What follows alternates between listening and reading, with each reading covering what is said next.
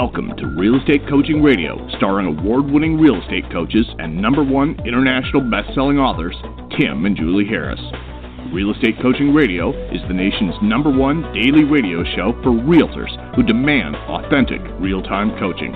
Get ready for fluff-free, unfiltered, full-strength honesty about what's truly working to get you into action, helping others, and making money now in today's real estate market. Now to our hosts, Tim and Julie Harris.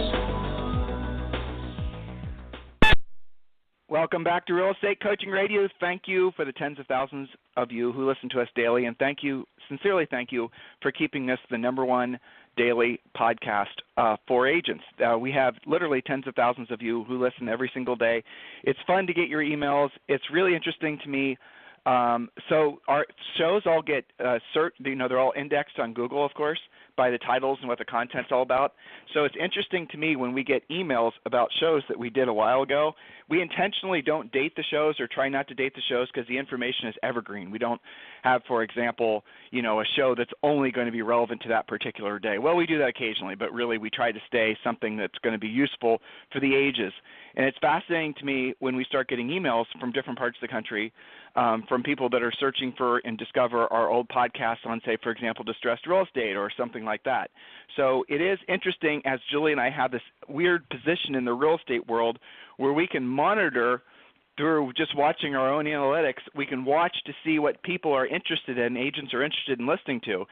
And one of the things that I see a lot of an increase in folks looking for information about wealth building, and that's particular to, obviously Julie and I are just focused on real estate, but even when I was on my different places I go to pull real estate relevant information from my Google alerts, I noticed a lot of people that are searching for wealth building information. And I think the answer, or the reason why, is quite obvious, because there's a lot of people. You read in the news, and maybe there's a recession coming, maybe there's not. Maybe there's a slowdown in your housing market that's noticeable, maybe there's not. But really, all the uncertainty is causing a lot of people to take a real hard look at their own personal, what's going on in their own money. I mean, they're looking at their debts, they're looking at their savings, they're looking at their hypothetical retirement, if that's even a word anymore. They're looking at just all the different things, that the financial buckets that a lot of us, are not necessarily paying as much attention to as we should. And Julie and I have a pretty rigid system in our own personal life and our own business where we review all of our numbers every single week. So what I'm telling you, and the reason I'm telling you all of this, is if you're feeling a urge to really get your financial situation together, yes, it's probably because it's April and it's tax time. Yes, it's probably, I just dated the call. Or the show. See what I said I didn't do what I just did? Maybe ultimately it's because you're realizing, hey, at my age I should have more saved, or at my age I should have more net worth, or I shouldn't have any debt. Now, these are all the reasons that we've been doing this podcast, these past 2 podcasts about this specific topic, because what we discovered along the way is that there really is no easy-to-understand, organized system for building wealth. When I originally put these notes together, it was probably 2 years ago, and it was for our red book, Harris Rules, that's on Amazon, which, by the way, has now been replaced by the new green book. You guys should go on Amazon. We updated it. We added new rules for the new market. We added a lot of information as far as more drilled-down content that's, I think, more stories, more just things like that. So go to Amazon, just Google, and just drop in Harris Rules, and you'll find the new book. We expect it to be another international bestseller, if the old book is any indication. So please do consider going there and checking it out, Harris Rules, on Amazon.com. But we left off the red book with the section on wealth building, and the notes that originally became that last chapter are the notes that we're sharing with you today. When Julie and I put those notes together, now it was probably, like I said, a couple of years ago, and we did this similar podcast series on this similar topic, we weren't using all the same information we are now. So as hopefully you guys are noticing, we are not stagnant. We're always updating. We're always paying attention. We're always focused on how we can be of most service to all of you podcast listeners, and certainly those of you who choose to become our coaching clients. So with that in mind, what we're going to do now is we're going to start talking more about how to build wealth in the wealth building phases. Again, if you want more drill down information, get the new book, Harris Rules. It's it's for sale, I think, June 4th. In the meantime, listen to the podcast we did the other day. Julie, anybody you'd like to acknowledge? Gosh, I've already had a round of phone calls this morning, and we have a lot of agents who are very grateful for a good start to the year and really in momentum to start second quarter. Well, no, I just stated it, but you did it first, so second quarter.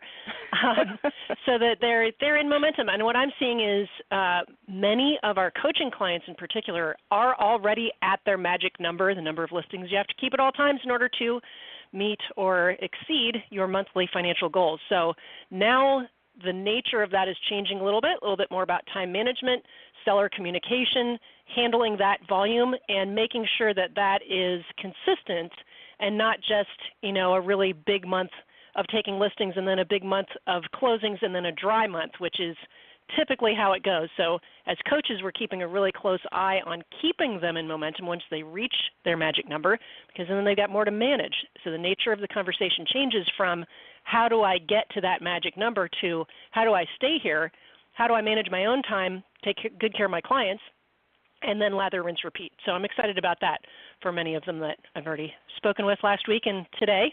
It's always fun to see the quarter flip over. You back? That's my shout out. Yep. Oh, Sorry, that's your shout out. Okay. All right, no problem. So with regards to the topic today, this is one of our favorite topics because it does, when we presented this live, it's always fun to watch people sort of feel like, you can tell by looking at their faces that they're feeling a lot less stress. Before we get to the next point, I want to give you guys a couple reminders. We are doing an event in April. Well, let's just forget it, Julie. This show's dated. So we are doing because you mentioned it. That's why this happens, because you said it. I know exactly. It's in my head, right? So we're doing an event on April 19th in Austin, Texas. You can fly in on the 18th, you can leave on the 20th, or you can leave late in the day on the 19th. The event is being sponsored by EXP, but it's a mastermind. It's a mastermind that Julie and I are hosting, along with actually a lot of other really, I think, very famous and influential people in the real estate realm. So it's not just a Tim and Julie event. It's certainly not just an EXP event. It's being sponsored by EXP, but the folks that are going are some of the most recognized people in real estate. Former CEO of Keller Williams, Sean Kokoska is going to be there. A guy named Brent Gove is going to be there. Some really heavy hitters from around the country are flying in. And the best part is, because EXP has been so gracious to sponsor the event, it's only $50. So there's really no excuse not to go. You could be in and out depending on where you live in the country, and we're staying, the event's at the Sheraton. Not expensive to stay there, not expensive to fly in or out, and we'd love to meet all of you. So the event, if you want to register, Julie, it's exp/mastermind.com. Whatever. That's okay. EXP. It's easier to find. EXP. Go ahead. Okay. It's okay. exp-mastermind.com. exp-mastermind.com. And, so do register. It's $50 per ticket. You definitely want to attend, and it'd be great to meet all of you. You really would. It'd be fantastic, actually. So do consider coming. And we might make this a topic, by the way, at the event. Julie and I might present this with graphs and whatnot, giving more and giving actually some anecdotal stories of people that have followed this path. Because actually, Julie, I don't know if you remember this, but when we were in Hawaii, we had, 3 or 4 people that came up to us at that big event we did and kind of pulled us aside and actually said this was the most influential podcast series we had done, and they followed it exactly, and now they're telling us about the rental properties and the fact that they're now focused on profit and the profit being reinvested to make them rich, where their money works for them and they no longer have to work for money. You remember that? That was fun, right? Yeah, absolutely, and we appreciate the feedback, especially on ones that you guys really run with and take action on. Sometimes you kind of stuff it back in your brain and say that was a fun thing to listen to. This is something that will change your life, getting really clear getting really clear on how to build wealth and doing something about it. So, yeah, I remember the Hawaii, a lot of them said it was the first time they really took their wealth building seriously, and they had heard lots of different quotes and speakers and different things, but the actual how to do it and implement it step by step is what had the impact. So that makes us happy when you guys implement. The biggest eye opener for folks, the biggest eye opener for certainly Julie and I along the way is that, and this is kind of where I'd like to start out before we get to the next point, is that the world, the system, whatever you want to define that as, does not want you to be rich. I'm going to say that again. Nobody wants you to be rich. Everybody wants you to be dependent. That's shocking, scary, offensive, and it also is very enlightening because it's also very true. Nobody wants you to be rich. The government doesn't want you to be rich. Otherwise, they wouldn't take so much of your money. Your broker doesn't necessarily want you to be rich, because if you were rich, you wouldn't necessarily have to hustle for houses so much. Your friends don't want you to be rich, because if you were rich, you'd make them uncomfortable because they weren't rich. Your neighborhood, your family, nobody wants you. Maybe your spouse and your kids, they wouldn't mind, but to a certain extent, there might be conflict there as well. You might be you might be in an environment where maybe your partner, your spouse, doesn't necessarily share your same vision of being rich, where your money works for you, no longer work for your money. I had a coaching client, true story, who had essentially followed the same plan. He basically already had implemented a very similar plan when I started coaching him, and he just wanted me to get him into the end zone where he had enough paid-off rental properties that he didn't have to work anymore, and he got there, and he did it. And he was married. If I remember correctly, his wife was a professional sort. She had a very good job. She was very well established in her career. And he all of a sudden didn't have to really work anymore. And she took notice, and they ended up actually having serious marital problems as a result of that, because he had gotten to a point where he was no longer in her mind the husband that she'd married. The husband that she'd married was someone who was always out hustling and, always striving. And now he had gotten to a point where he didn't have to chase the rabbit anymore, and she did. And that created all kinds of marital problems that they ended up having to go to marital counseling and all that good stuff. But he and I had accomplished his goal of making it so he didn't have to financially work anymore, that he was rich. So that was what he hired me to do. And once we had accomplished that particular goal, he basically didn't need a real estate coach anymore, because he wasn't really focused on selling real estate anymore. And I was thrilled for him, not because I didn't like coaching him, because he was great, because he was very focused and drilled down. I was thrilled for him because I was there with him as he accomplished his big goal. That was an enormous, that was one of my personal coaching career highlights, and I've had many, many like that. The reason I'm telling you all this is the world doesn't want you to be rich, and sometimes the pushback against you being rich is going to be omnipresent. It's going to be everywhere. You're going to pick up things, little staticky things, on how, especially, in this day and age of politics, well, the 1% and all that, you're going to pick up little constant jabs towards anybody that's trying to be rich everywhere you look. It's the nature of things right now. It won't be like that necessarily in 5 years. It won't necessarily even be like that in 6 months. But right now in this era, we have sort of this omnipresent, that means constant, always there, sense of, maybe you shouldn't be rich. Maybe it's evil to be rich. Maybe you're being rich and you're taking it from other people. Maybe if you're rich, you should be, giving the money away and paying more taxes. And so here's the thing. The reason I'm telling you all this, it's because if you're sensing that, probably you're sensing that on a subconscious level, because your family and friends aren't going to come after you and push back overtly. They're not going to say, hey, Julie, I'm not going to want you to have playtimes with, your daughter and my kid if all of a sudden you roll up in, some Rolls Royce or whatever and you guys are flying private from here to there. But that's going to happen. She's all of a sudden not going to have, the same social sphere as she previously did, because, using as an example, Julie would have made that person uncomfortable. Now, do you need to earn a lot of money and make the people around you uncomfortable by showing your wealth, using my example of driving some flashy car? Of course not. Of course you don't. And matter of fact, man, maybe you shouldn't. If you like nice cars, maybe that should just be your hobby on the weekends. You need to sort of strategically think about how you're going to appear. But even with you trying your best not to put it in other people's face, as people say, they will still know, because you will feel different to them. The constant stress or the gorilla that's on everybody's back about money, when you don't have that, people will sense it. When people are talking to you, or they're sort of saying little things about this being too expensive or that being too expensive or this the other thing, when they see you don't reciprocate those sort of normalized conversations about lack of money, when they see that you're no longer participating in those conversations, they're going to notice. So no, it does not matter how, like maybe you write a big check to your local church and you think, well, I can afford it, I might as well. Don't you think those people are going to talk about the fact that you just wrote a big check and now they're going to be at your door on a regular basis and they're going to treat you special? See, my point is that when you transcend and you go to the next level financially, that long bridge of transcending, of going to that next level, or maybe we call it the ladder as you climb it, whatever analogy works best for you, what you're going to do is on every step, at every grab hold as the next level up, what you're going to feel is huge pull back down or back over if you're using the bridge analogy in your mind. You're going to feel constant pressure not to change. You're going to feel constant pressure to stay the same. And you're very rarely going to get anybody along the way that's going to reinforce your ascension to become rich where you no longer have to work for money, where your money works for you. But here's what happens. Slowly, over time, you will find people that will replace, in some cases, not all cases, but in some cases, your peer group that you have now.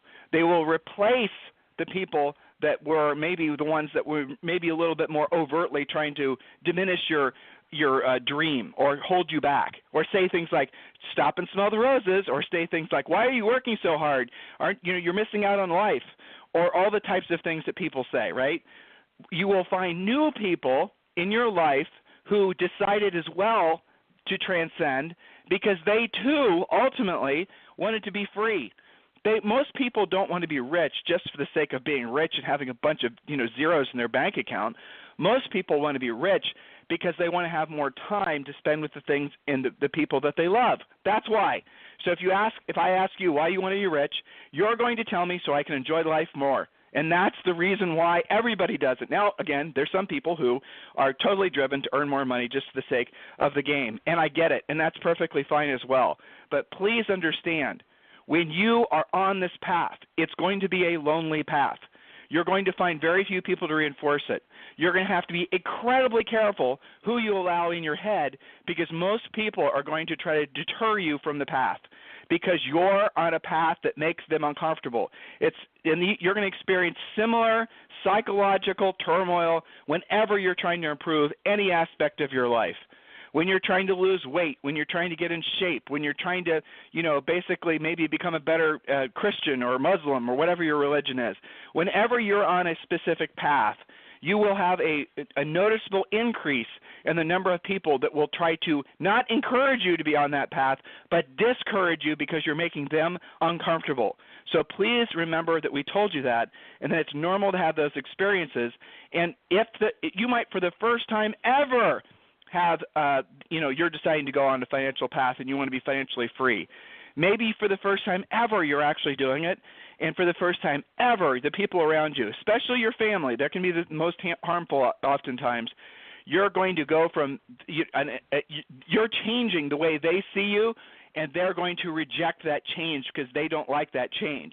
You are a specific puzzle piece in the way that they see the world, and when you try to change how you fit into the world and you just say, I'm not interested in this game anymore, I'm going to create my own, you will find that the people closest to you oftentimes are the ones that are going to be the most resentful. Now, for your immediate family, your true family, your husband, your wife, and your children, they get the most benefit from it. But even with those folks, you need to set them aside and you need to say, this is what mommy or daddy is trying to do, and this is why we're trying to do it, or not trying, but this is what we're going to do, and this is when we're going to do it by. How about that?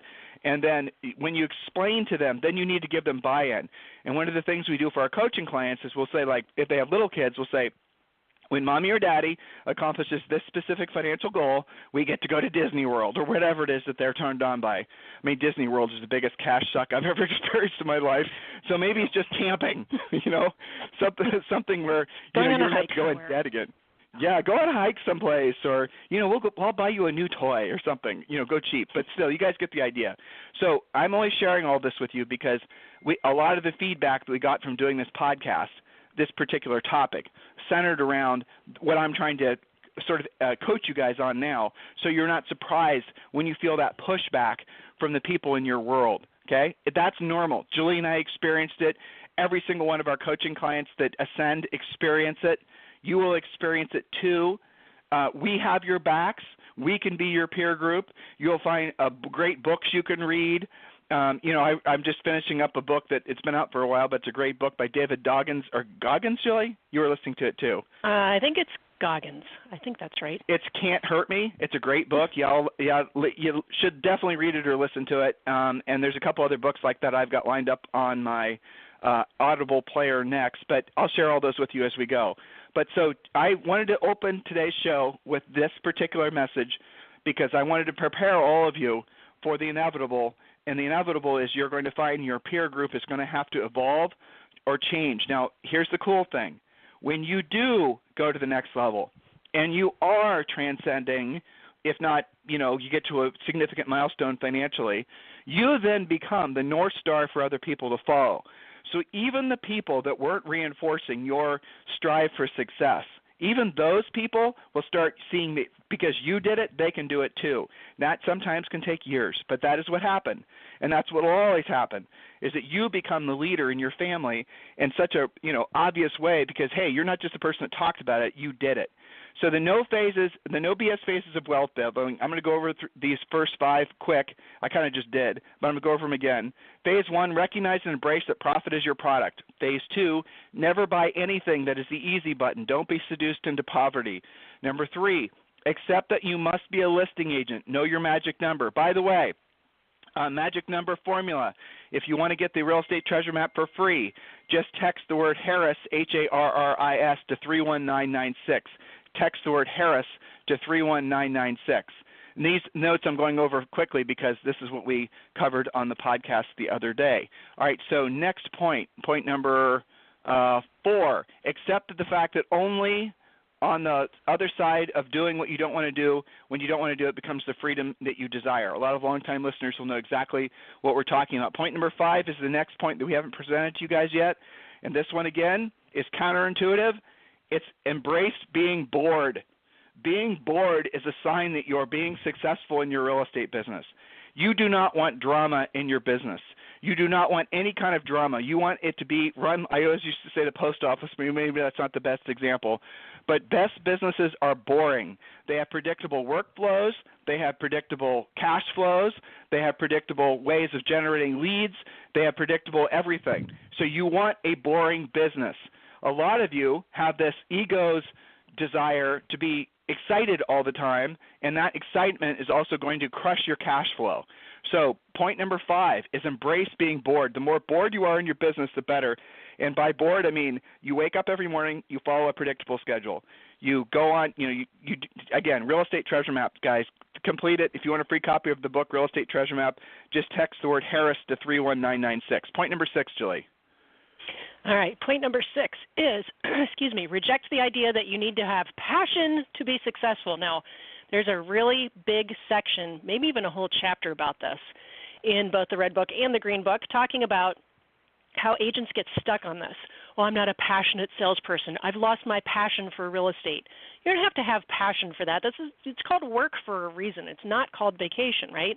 But what you have to have passion for is what it affords for you and your family. What you do for other people to be of service, you get paid for. That's the result. Your profit is your product. You get that profit for doing a great job helping people accomplish their goals. That way you can have more of your own goals. But passion is not a requirement. I don't actually know that many people that are just overwhelmingly passionate about being a salesperson, about selling real estate, whatever. Your deals are getting tougher and tougher. We understand that. But have passion for those goals that you set in your 5 areas of life. That's from the Real Estate Treasure Map. So we talk about this idea of not needing passion in several different places in the book and in coaching.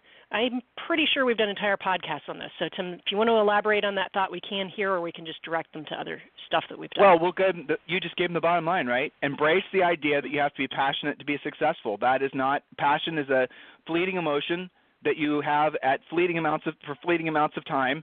So if you're only going to be successful or only doing the things that you don't want to do and you don't want to do it, that requires you – and you think that requires you to feel passionate, well, you're never going to be successful and you're going to struggle your whole life.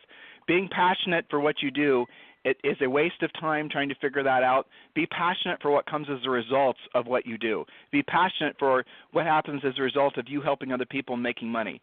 And obviously then you can do with that money as you please, and the idea being you can be financially free. If you're financially free and you don't have to worry about any money anymore, chances are you're going to have a hell of a lot more time to pursue whatever your passions are. But if you think you're supposed to squeeze passion out of selling real estate, buena suerte on that one.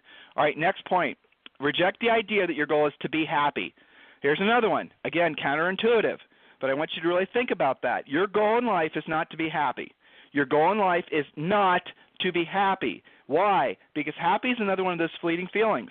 And if you're trying to pursue the emotion of being happy, sort of like being passionate, you're never going to do anything with your life, because every time you start doing something that you don't want to do and you don't want to do at the highest level, your ego is going to tell you, oh, I'm not happy, and then you're going to stop doing it. I'm not happy when I go to Orange Theory. I'm not happy when I do a lot of things that I have to do. Very unhappy as a course at Orange Theory. Yes, Yeah. I'm very unhappy about going to Orange Theory. I mean, we make fun of it, but it's so true. You know, there's a lot of things in life that don't make me happy, that don't make you happy, that you have to do. You know, it just is what it is. And again, it's this immature, like almost lack of, I don't even know, connection to reality. It's a very progressive, sort of feel-good mindset that you have to, A, have passion to be successful, and B, that your pursuit is to be happy. I'm not saying, look, on the other side of long-term periods of misery are breakthroughs, they're epiphanies, they're next-level type experiences. But you're never going to have those if you're old that tells you you're not happy. You're just going to back off, and you're going to grow old, you're going to be fat, you're going to be broke, and you're going to have a long list in your head of all the things and people and places that you wish you would have experienced in your life, but you didn't, because you were always constantly telling yourself, I'm not happy, so I'm not going to do that. I'm not happy, so I'm not going to save the money to go to Italy. I'm not happy. You know, guys get the point? It doesn't make me happy to prospect. It doesn't make – nothing in this industry will make you happy. And it's okay not to have passion for any aspect of it. You think a doctor every single day wants to do his job? Our neighbor's an orthopedic surgeon. Do you think he wants to go in every day at 5 a.m. and do surgeries on people's spines? Do you think he has passion for that? Do you think that makes him happy? Or do you think it makes him happy the results of basically the work he does? I think it's the second, not the first. Isn't that the way you should consider thinking? Point number 8. Work is work because it's hard. It's supposed to be hard. It's supposed to suck. That's the nature of work. And again, don't believe that you have to have – that's the name, right? You know, that's the reason it's called work. Work is you providing a service that's of value to somebody else. And when you provide that service at a high enough level, what you're going to discover is that you will be rich. So if you're not financially successful, financially independent, it's simply for the fact that you have yet to accept the fact that there's nothing bad about being rich, because generally 99% of all rich people are rich because they have figured out a way to provide a service or a product, however you want to encapsulate it, to enough people that enough people see value on that they're willing to buy it. That's it. That's it. It's that simple. There's a direct correlation to the number of people you've helped and the amount of riches in life that you're allowed to experience, or you have been given, that you've given yourself the permission to experience. Point number 9, Julie. Point number 9, life is barely long enough to get good at one thing, so choose wisely. Become the best listing agent you can be. Don't dabble at it. So if you have all these things in real estate that are coming at you all the time, well, I could do this and I could do that, just clarify. Be the best listing agent, because that takes care of the rest of the picture. Once you achieve your magic number and you know how to be a competitive, successful listing agent, I'm talking about not dabbling. What do I mean by that? Here's how you know if you're a really kick-ass listing agent. I could drop you off at any town in the country, you get your license, and I just say, all right, take a listing by the end of the day tomorrow. You know how to do it, you know how to compete, you know all of the 7-step listing process, and you have confidence to say, why, yes, I think I will. Versus, well, you know, I got to get ready to get started to do this, that, and the other thing. Just become a great listing agent, and the rest really will take care of itself. Speaking of which, I've got to get over to Premier Coaching so I can talk to them more about this. Back to you. Yes, and Julie, tell them about exp-mastermind.com. Okay? I know. I will, I promise. Good Lord. Hey, all right, so that you comes need to hang from up having so editors on me. It's not my fault. You need to hang up so I can make fun of your dash and you won't hear. All right, bye. Well, yeah, so I think some of the listeners know that the new book, Julie had 4 editors that were basically constantly on her about every single aspect of the book.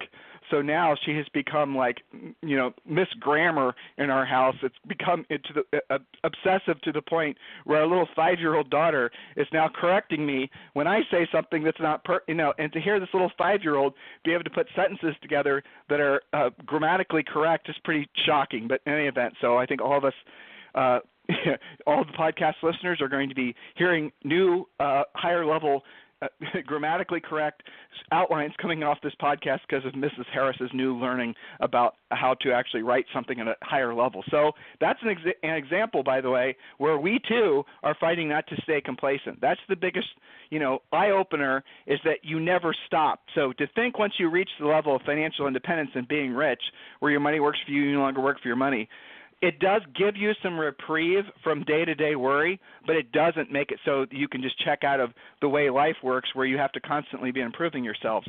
So look forward to the new challenges, because once the baseline financial worry is off your shoulders and you have financial security, and you don't have to worry about where, the base stuff comes from and how it's being paid for, that is a massively liberating. And for most of you, for really all of you, that is being rich. If you can figure out a way to make $5,000 or $7,000 a month come in passively from paid off investments and other things, there's not a single person listening to this call who's not going to feel a massive sigh of relief, because they don't have to necessarily worry so much anymore, if not at all anymore. Because you essentially will have, if you follow our plan, you're going to have almost like lifetime income, which is something pretty cool. You will be rich. You will be part of that class that society, boos and hisses because you no longer have to worry about money. Ooh, nice problem to have, right? So listen, we're going to pick up where we left off tomorrow. In the meantime, if you want to have our free books, just text the word Harris to 31996. Text the word Harris to 31996. And please remember, do come and see Julie and I at the Mastermind that's happening April 19th. It's exp-mastermind.com.